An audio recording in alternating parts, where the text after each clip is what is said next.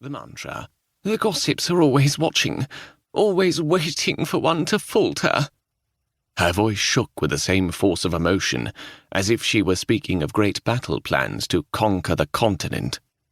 Smoothing her palms along the front of her gown, Penelope looked between her mother and brother. I am well aware of the stringent expectations. I also assure you I'm entirely practical and logical. Even if she did dream of love, a lady could still be practical. At the sceptical looks that passed between them, she frowned. Penelope had not always been proper, given that a stern sit-down with her mother and brother was certainly not unmerited. Nonetheless, this inability to see her as a young woman grown, and above those childish antics she'd once been famous for, chafed. I am no longer the child you see me as, she said, in even modulated tones that only deepened the wariness in her sceptical kin's eyes.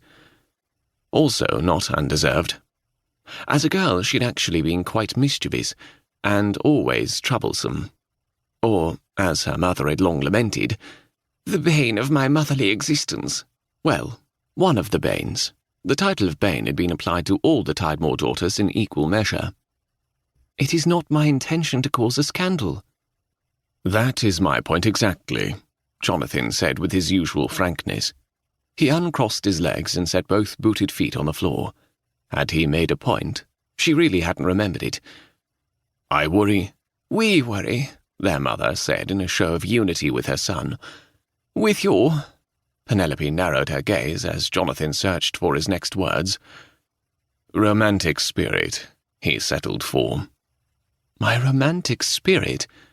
That you're unprepared for the extent of society's viciousness, Mother said, in the same calming tones she'd used when Penelope had scraped her knees as a girl.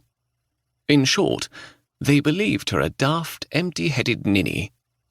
As such, Mother supplied for her son, you may not deliberately seek out scandal.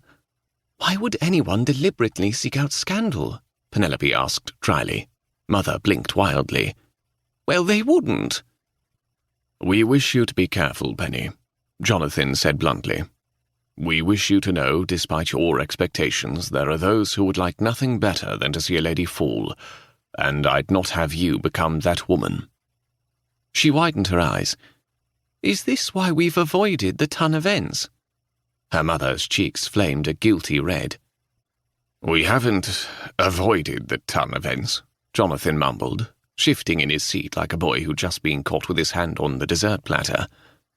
Penelope proceeded to tick off on her fingers. First, we were a month late arriving for the London season. It was cold, their mother put in, her voice weak.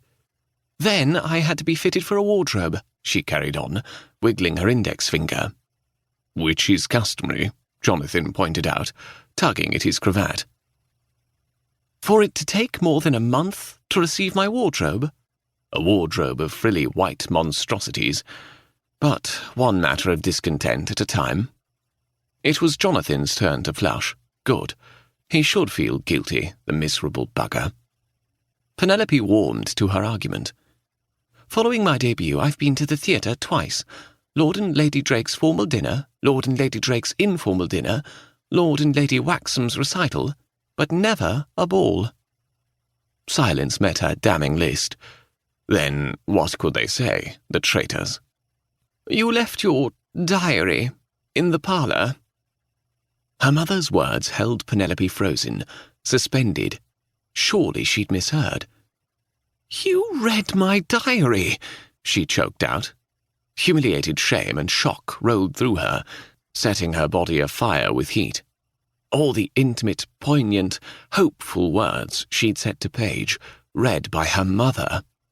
Groaning, Penelope buried her face in her hands. How could you? She'd misplaced that precious book when they'd arrived in London for the season. She'd turned the townhouse upside down, eventually finding it in her chambers, only to now find the blasted thing had been found, read, and then properly planted. She dropped her hands to her lap and glared.